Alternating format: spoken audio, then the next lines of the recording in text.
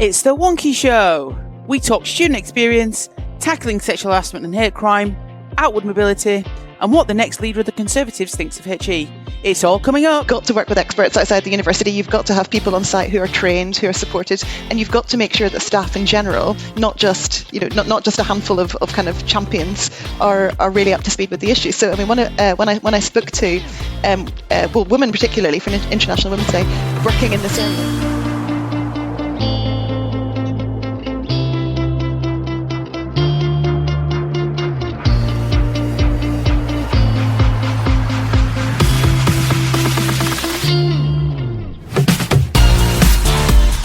Welcome to the Wonkhe Show, your direct way into higher education, policy, people and politics. I'm Rachel Firth, and here to trek over the glens of higher education policy, as usual, we have three fabulous guests. In London, we have Gavan Conlon, partner at London Economics. Gavan, give us your highlight of the week, please. So it's nothing higher education related. It's India turning over Australia in the Cricket World Cup. And south of the river, we've got Greg Walker, Chief Executive of MillionPlus. Greg.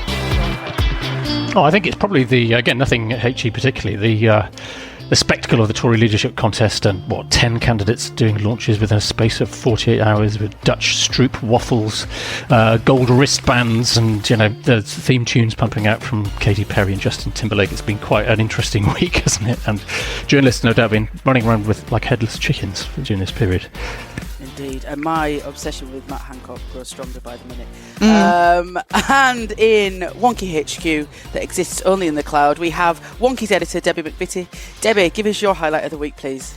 My highlight is definitely a braggy one, which is that yesterday on a really lovely visit to Liverpool John Moores teaching and learning conference, I discovered that something I wrote 10 years ago about how to approach your PhD is still being read and used by PhD students today, which is humbling and also slightly disturbing. 10 years ago, you must have written that when you were doing your A-levels, Debbie. Good grief. GCSEs, Rachel. This week, we start with the Student Academic Experience Survey, which was produced by the Higher Education Policy Institute, or HEPI, and Advance HE. Released this week, the annual survey is now in its 13th year, and it can measure like-for-like changes over that period. So, Gavan, what did this tell us this year? Okay, so just before I hit the main findings, one thing about this survey is this is a really useful survey because, as you say, it hasn't changed for 13 years, or a lot of questions haven't changed. So it's actually a really good sort of taking a pulse of the higher education sector. Also, the cover of this report is looks like a Bronski Beat album, so anybody in the 1980s will sort of appreciate that. Anyway, so 41% of students perceive good or very good value from their course. This is the second consecutive year with a 3 percentage point improvement.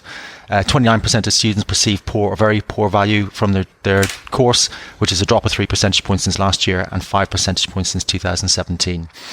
So value for money perceptions differ by the type of student. Students from Scotland have relatively high positive perceptions, while non-EU international students have relatively low positive perceptions. Recent funding changes in Wales have not yet had any material impact on first-year students there in terms of their value for money. Teaching quality is the main factor for students who perceive positive value for money, and tuition fees are the main factor for students who receive poor value for money, and that's about 62% in each case. 2/3 of students would choose the same course at the same university if they were applying again, which is quite encouraging. Only 4% would opt to do an apprenticeship, and even fewer would not enter higher education to get a job. That's about 3%, or not enter higher education and do something else, which is only 2%. In terms of contact hours, there's been small changes to average contact hours and workload in recent years. So since 2015, there's been a decline in independent study. So about 15.2 hours declining to 13.8 hours a week, and an increase in timetable contact hours. So from 13.4 hours to about 13.9 hours. One other point relates to just general well-being and mental health. So students are significantly more anxious than other young people. So about 16% of students surveyed in the report felt low anxiety against 37% for all those aged 20 to 24. One point here is it's a miracle that the folks who wrote the report could actually get any information from the ONS website about anything. So that's a major miracle. So the results also confirm that students want more support from taxpayers for the cost of teaching undergraduates. So 43% say the government should pay more or should pay over half the cost, and 22% say it should pay all the costs. But that's not really that surprising. It is out of line with the recent Augur report on the post-18 education in England, which says taxpayers should continue to pay half. So they're the main points. I just rattle them off. Well, it's good to see a survey where things are going in the right direction. I mean, the indicators that Gavan's just summarised in terms of value for money and in terms of quality of teaching and assessment, I mean, show improvements now for a couple of years running. And, we don't want to read too much into a 2-year trend, but I think this is a really encouraging sign, and I think addresses some of the political debate and the media debate that's circulating around higher education. So a rare bit of good news, and that's a real positive. So I think I was smiling this morning or yesterday when reading the embargoed report. And this is important, I think, because some of the questions in this particular survey may well find their way into the next iteration of the National Student Survey. People suspect and people expect the OFS having taken control of the survey, albeit in line with the other 3 nations of the UK, perhaps to come to a compromise on what the questions will be.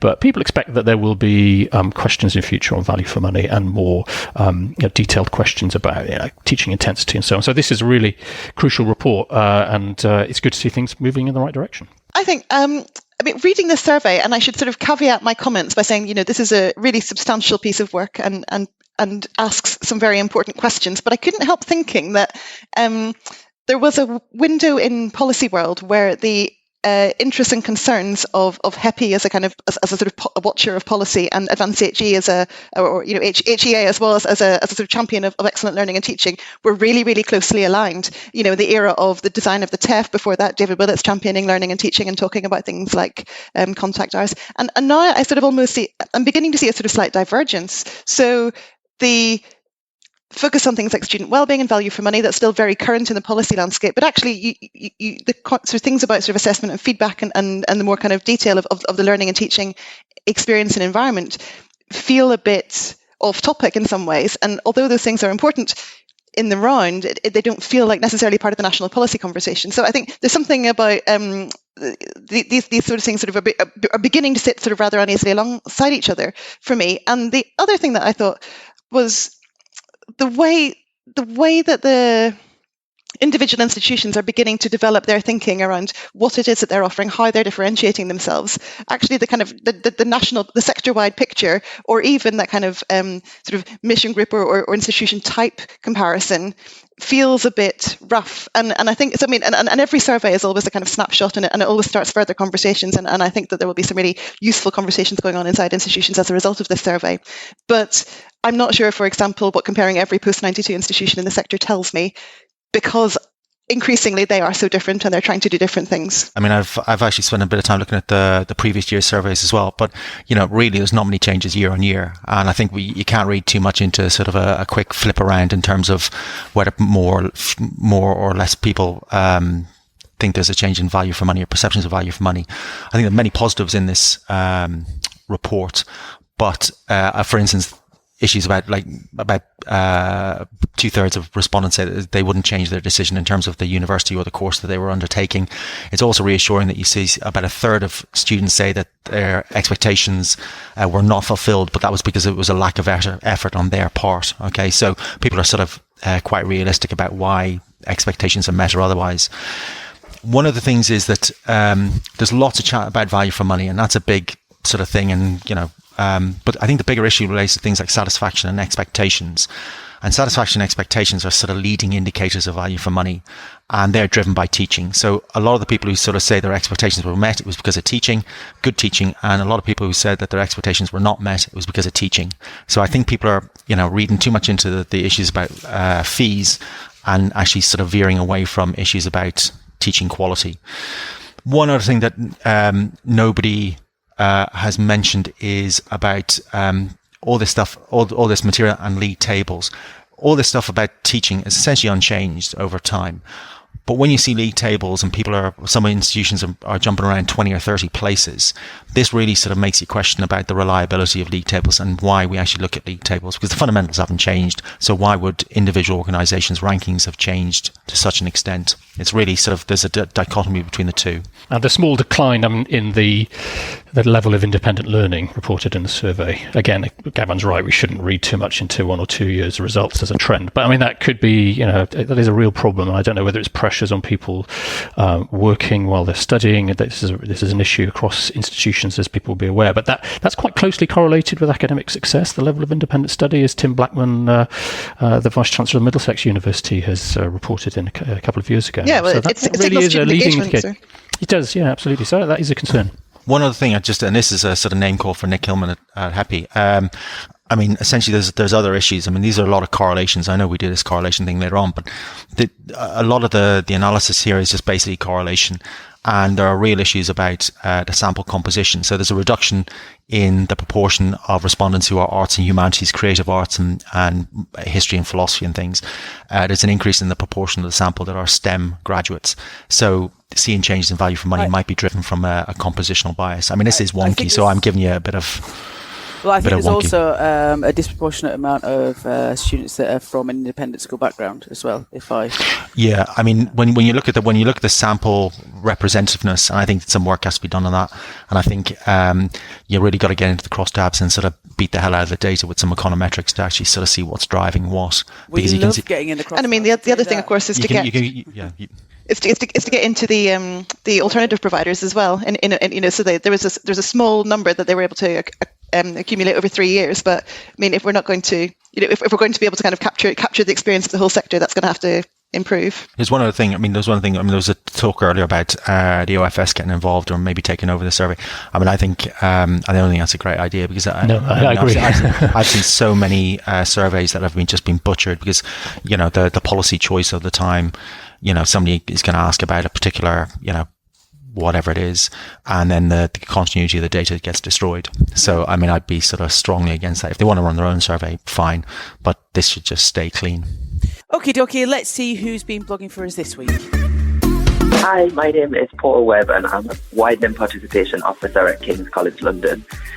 I've written a piece about the role of parental engagement in widening participation with reference to a programme we run at King's called Parent Power. And Parent Power is about helping parents in the local community to become experts in access to higher education and also supporting them to campaign for change. I think the most important message in the article is about actually asking parents on a one-to-one basis what they are concerned about or what they need and actually listening rather than assuming we know what's best for them as higher education people.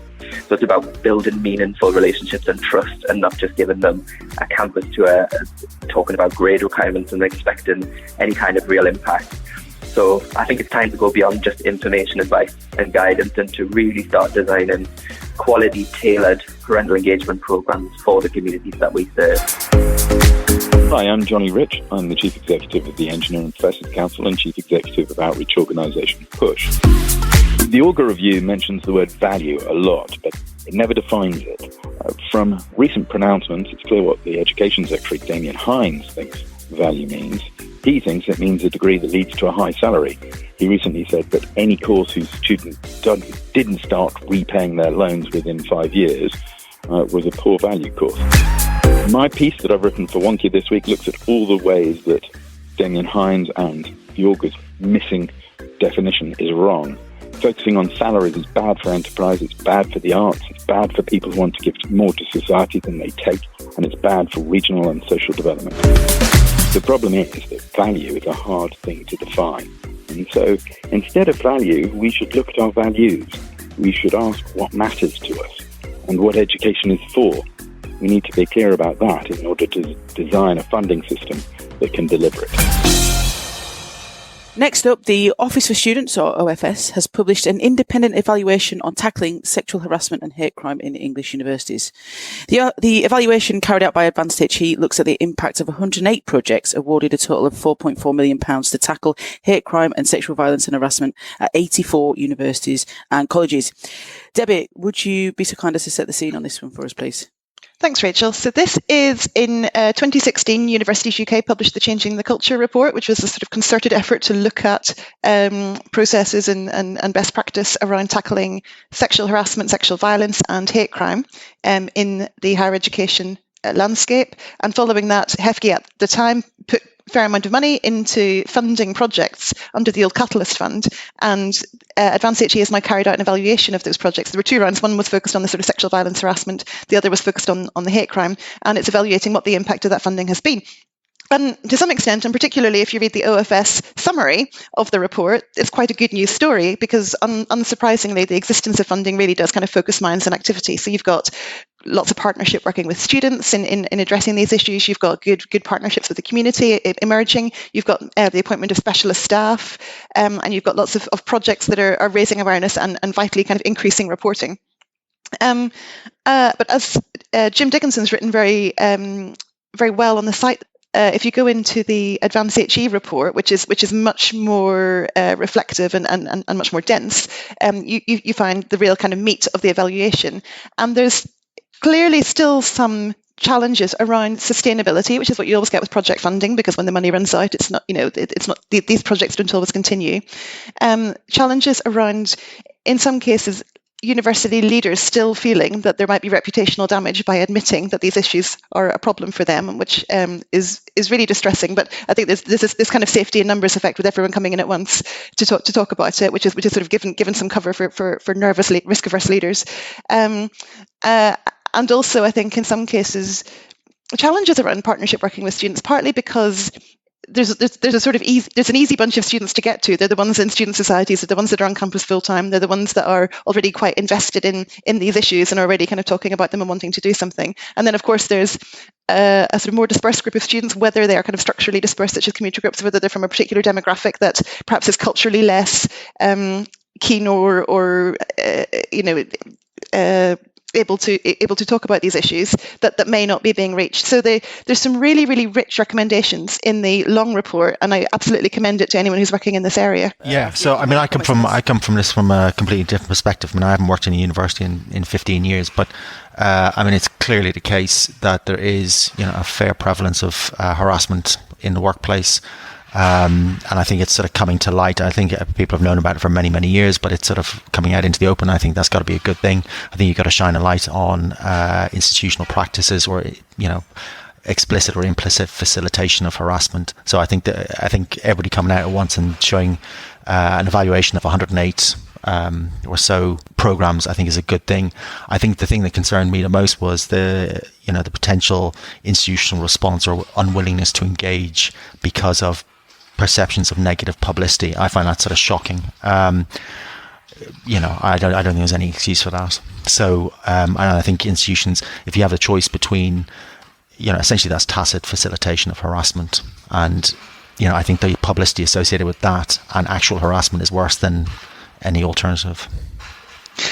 What also struck me, I think, was the absolute necessity of using specialist staff in this area. So you really can't just sort of cobble together something. You've got to work with experts outside the university. You've got to have people on site who are trained, who are supported, and you've got to make sure that staff in general, not just a handful of kind of champions, are really up to speed with the issue. So I mean, when I spoke to women, particularly for International Women's Day, working in this area and developing and delivering projects, one of the things that they said was that they would roll out training to, for example, academics and personal tutors and that sort of thing, but they initially in one case hadn't really thought about departmental administrators, but actually the departmental administrators were often a first point of contact for students, and they were interacting with students. And yeah, I mean, I think that's a really important point. It costs money. There's one thing, it costs money, number one, but number two, I mean, harassment sort of can happen at every single level of the organisation. So you need someone like AC12 and Inspector Hastings. You need like a sort of a separate organisation within the university to investigate and to sort of deal with harassment claims, because at the moment, I mean, we see with the recent, incidents at University of Warwick, where, as the head of press or communications is involved in the sort of the panel to adjudicate whether the students are expelled from the university, and that's a conflict of interest, you would assume. I mean, it's really important that the prevalence of harassment and hate crime in society at large isn't quite rightly getting the publicity that to try and eliminate it. And the assault last week on the tube of Melania Gay Monat and her girlfriend, I think, has put this rightly in the spotlight. And I think there's now a lot more rightly visibility on some of the hate crime issues that the country faces. I myself have faced a couple of hate crime incidents in the last few years, and it's something that universities have to take incredibly seriously. And I'm really pleased that the OFS is making this a part of their work programme, and universities absolutely have to mainstream this. And it's good to see the positive outputs from the case studies that they've got. I mean, one thing I would sort of say, though, I think there's a real challenge in terms of the institutional structure of universities. And the fact is that they're very big and they're sort of spread out. There's different departments of schools and layers within layers within the university, and it's actually hard to, there's a real issue about identifying or having oversight of the problem unless significant resources are put in. So, I mean, I work in a small organization, and there's, you've got a very good idea, and you have very, very tight monitoring of, behaviors, essentially. So you know what's going on. But when at a university, I mean, there's such huge, sprawling organizations potentially, unless there's an appropriate commitment of resources, and like a serious commitment of resources plus senior commitment, then this is going to just carry on, and people are going to suffer very badly. Next up, we talk about outward student mobility. But first, I want to tell you that on the 2nd of July, we'll be hosting Counting the Cost, an event to assess the impact of the Auger Review. Featuring an interview with Philip Auger, the day will give you a chance to hear from Team Wonkhe's experts as well as leading voices from further and higher education. We will be demystifying and digesting all the numbers, such as the reduction in fee cap, the repayment threshold, and we'll look at the impact on the whole post-compulsory education system, whether that's lifelong learning, further and higher education, and how they all relate. And all of this in the context of a Conservative Party leadership race, an impending spending review, and a demographic upswing on the horizon. To book your place and to see the full agenda, go to wonkhe.com/events. That's wonkhe.com/events, and we look forward to seeing you there. University campuses can be surprising and unpredictable places. Students, staff, and visitors often do the strangest things. Fortunately, our ever-reliable security team are on hand to deal with every eventuality. For over a decade now, we've been compiling a comprehensive record of the bizarre, unfortunate, inexplicable, and just plain weird reports from campus security. Here's your chance to hear some of the most remarkable reports from the ever-expanding case notes of true crime on campus. 0600. Report of a heron eating a live goldfish from the Millennium Gardens. 10 a.m. Report that an envelope with £600 in it had been found in a book in the Hallwood Library. Security attended and collected the money from the library staff who found it. The student came to security later in the day to ask if the money had been handed in. Security were able to return the money to the very happy student. The student was given advice on looking after their money. The student also explained that this money was from his parents. 1900. The semi-final of the World Cup was screened with numbers attending in their low hundreds. No issues have been reported. Security measures are in place for the England game, which is being played this evening. Numbers and excitement are expected to be higher than last night. A call was also received by security from a Mr. G. Southgate, querying whether the registrar of the University of Nottingham was fully on board with the fact that it was coming home. Security assured him that the formal position of the university was that it was indeed coming home. Registrar to be alerted for follow-up. Just to note that the mystery of what exactly was expected to be coming home has yet to be satisfactorily resolved. And in any case, it ended up somewhere else after all. Next up, international student mobility. So Universities UK International, or UUKI, have released their Gone International Rising Aspirations report this week. This is part of their Go International Stand Out campaign, which is designed to help the sector deliver on its national target for outward student mobility. So Greg, what were the key things which stood out for you in the report? Yeah, it's a really important survey, and it's based on Delhi data from 16-17, the graduating cohort, basically. And it showed another modest rise in the proportion of the student population that are mobile, in other words, spent a week or more educated abroad. It's now up to just short of 8%, which is progress, but slow progress, I think it's fair to say. And we've got to remember we are way behind some of our European partners in terms of the proportion of students that are mobile. So, though there's a modest rise, this is really not quite the global Britain aspiration that we need to be hitting. We should be, as the campaign states, hitting something like 13% or possibly more than that if we're really going to be serious international, engaged students. So some good news and some bad news in the report on the whole.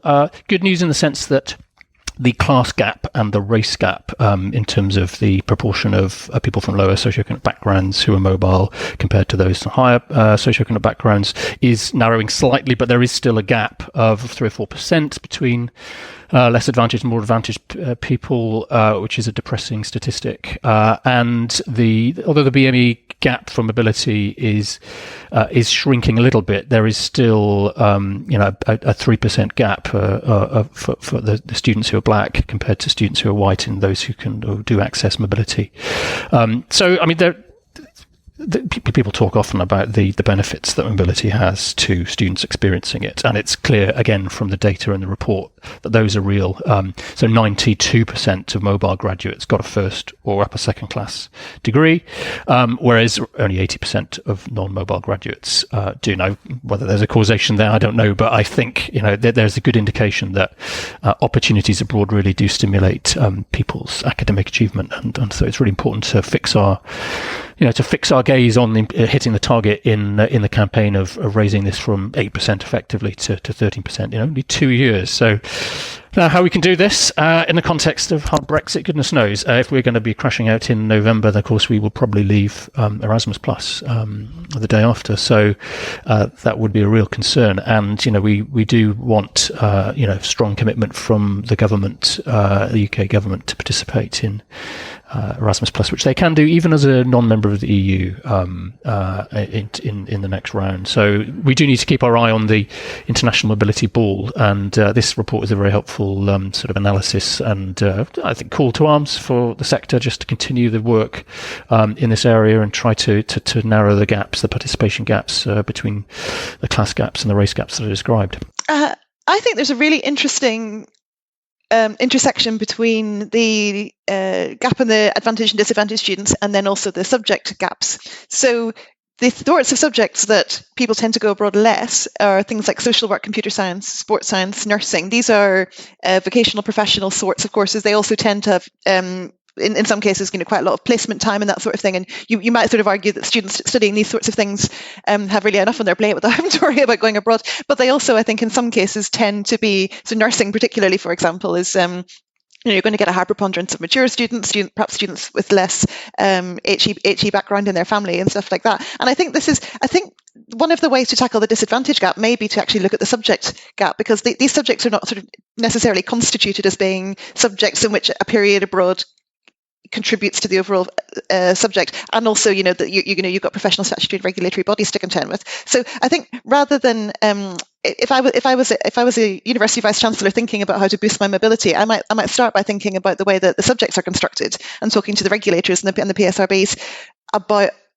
how nursing students, for example, can benefit from spending time abroad and looking at the way these things are done in other countries. And at Bedfordshire, there was a pilot program of a sort of short-term outward mobility for nurses, and it obviously went really well because it's a brilliant experience. So I think that could be a really interesting way into this challenge. Yeah, I mean, there's a couple of really interesting things about this report. I mean, the impact of Brexit, any form of Brexit, not even hard Brexit, is going to be interesting. I mean, given that 50% of the outward mobility of the students went to the European Union, and it's only sort of 18% to the States and 7% to Australia, etc. So I think there are huge challenges ahead. But I thought the interesting thing about this report was the fact that it essentially mirrors the characteristics of the country. So if you look at where students are most likely to be outward mobile, Northern Ireland, a heavy Remain area, 12.1% of students were outwardly mobile. Scotland, heavy Remain, it's 10.4%. Wales, 6.5% or something, and England is 7.5%. Both leave. But it's also, geographically it reflects the sort of thinking of the country in respect to just general mobility issues.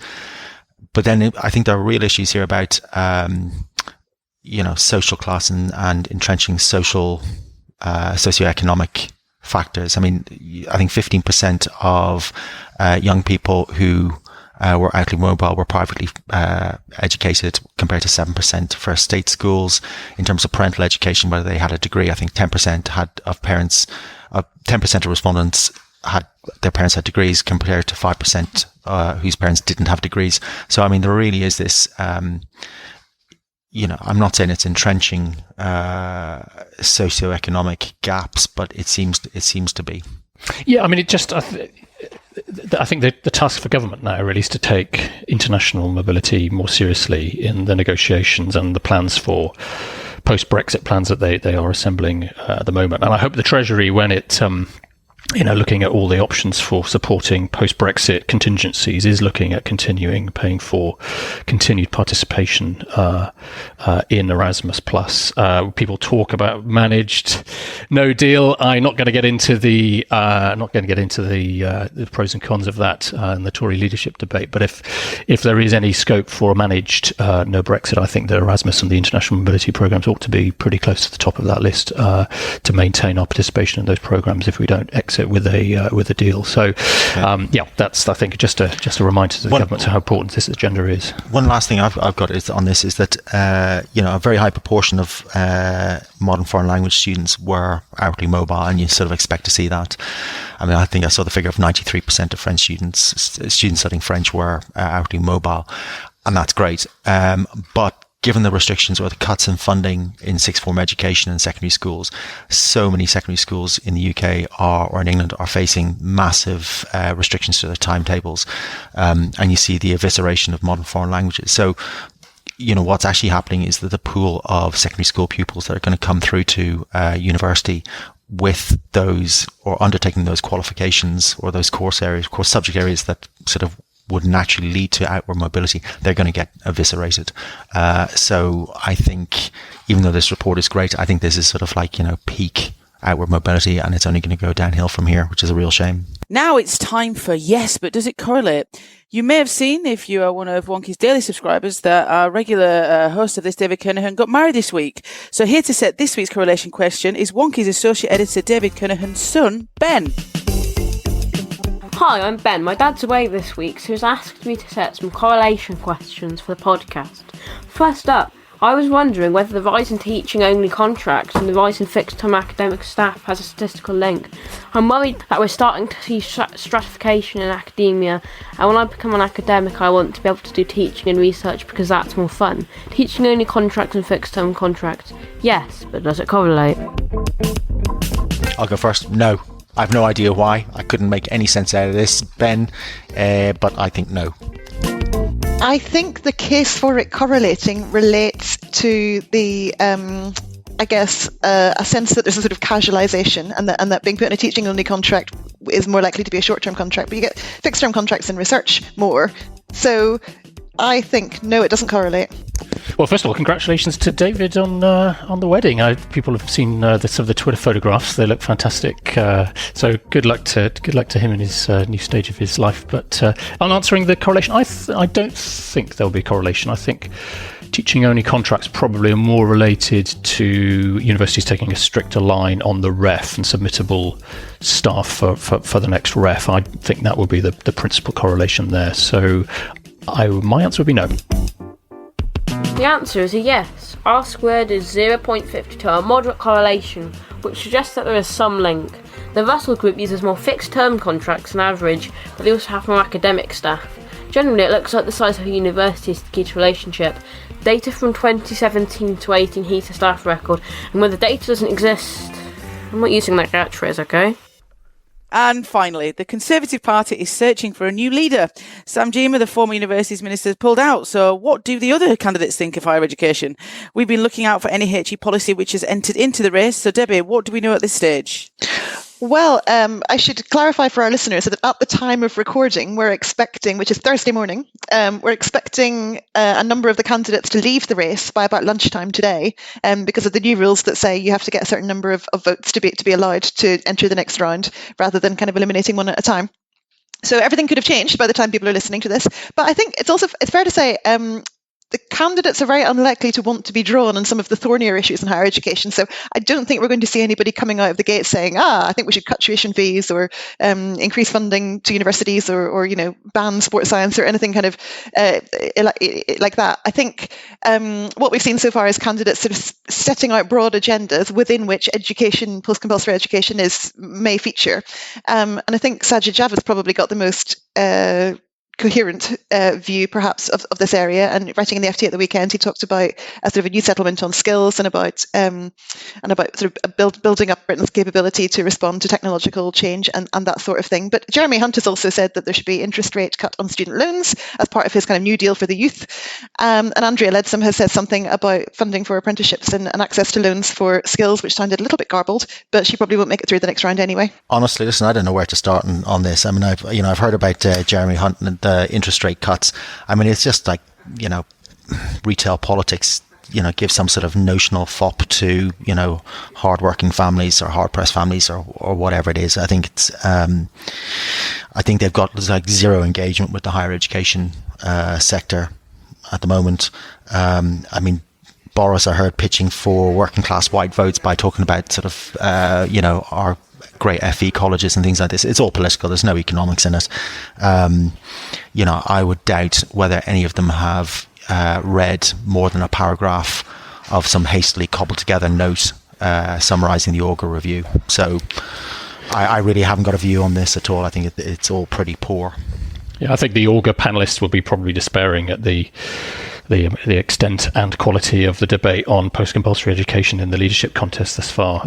It's very little indeed. Javid was, as Debbie correctly said, is the only one to really put any sort of indication of what he might do in government. He talks about personal learning accounts in the article in the FT on the weekend, which seems quite similar to what Augur proposes in terms of lifelong learning allowance, sort of loan allowance, and a quite welcome proposal in what he said on the weekend about broadening the apprenticeship levy to become a skills levy, to become a skills and education levy. That's a genuinely sensible proposal, isn't it? Something that I've blogged about in the last few months as encouraging the government to think about. So I don't know what the CBI will think about that, but I think that that's genuinely got the potential to be an exciting proposal. That's a really good point. I mean, there is this issue. I mean, we've been doing some work for Wonkhe and for Universities UK on costing up the Augur report, and we have a sort of section about winners and losers. And one of the winners from the Augur report are businesses. I mean, businesses, even though they pay higher wages essentially on average to graduates, they still essentially achieve the same amount of benefit as the graduate does in terms of lifetime benefit from more highly productive workers. So, employers are a winner. And the fact that they haven't been asked to contribute more extensively to the cost of higher education, I mean, that just staggers me that that's never happened. And of course, that was out of scope for the Augur review. The apprenticeship levy, not the apprenticeship provision per se, but the nature of the levy wasn't within scope, so they weren't really allowed to examine that. So there is scope, but potentially looking forward to a new Prime Minister to think through from first principles what the levy should be funding. And well, I mean, if we go back to history, what we need is, essentially we need sort of a Labour manifesto to sort of suggest some levy of some description, and then the Tories will probably win the election and then implement some sort of watered down version. I think it happened with the apprentice levy with Ed Miliband, and he was sort of accused of being a Marxist, and then was introduced by Nick Bowles. Well, there's an irony, isn't there? Because Javid is advocating the skills levy, but also McDonnell himself in the last few months has talked about, not in definite terms, but talked about the attractions of broadening the apprenticeship levy out to wider purposes on education and skills. So you could have, a left-wing Labour leadership and a potential Tory Prime Minister talking the same talk about this policy area. So, well, there we are. I think there is a sort of a change. There is a kind of emerging consensus on post-compulsory education that I think Augur represents a version of, and it is around that sort of broader skills picture, and so it's less about kind of let's try and get as many people as we can into higher education, and more let's look at the kind of the full picture, and you'll get sort of left-wing flavours of that and right-wing flavours of that. But I also think the sector will benefit from higher education not being a kind of a differentiator in the Tory leadership debate, because goodness knows what people would pledge, off the back of that hastily scribbled paragraph. What you want is for people to be setting out kind of broad visions and light on detail, because otherwise they'll be saying things they'll be tied to that could be not the right thing at all. Yeah, quite be careful what you wish for. Yeah, but the thing is, having broad visions and being light in detail, I mean, unfortunately, I think we've had that for sort of many years. And if leadership candidates are broad on aspiration, light in detail, unfortunately that never sort of seems to change, and that and I think this is one of the problems we've had in the past. I think what will be interesting is if there is a TV debate. I will be watching avidly. It's because the people will be forced the attempt will be to pin people down. So, one of the questions might be, what should tuition fees be? And it will be interesting to see how people avoid the question. Yeah, and Boris may not turn up, of course, the leading candidate. So that is about it for this week. Remember to delve deeper into anything we've discussed today. You can find the links in the show notes. And don't forget, you can subscribe to the podcast automatically. Just search for The Wonkhe Show via iTunes or your favourite Android podcast directory. Or you can find the feed that you need on wonkhe.com/podcast. And if you fancy appearing as a guest on The Wonkhe Show, do drop us an email on team@wonkhe.com and we'll be in touch. So thanks to Gavan, to Greg and to Debbie and everyone at Team Wonkhe for making this happen. And until next week, stay electable.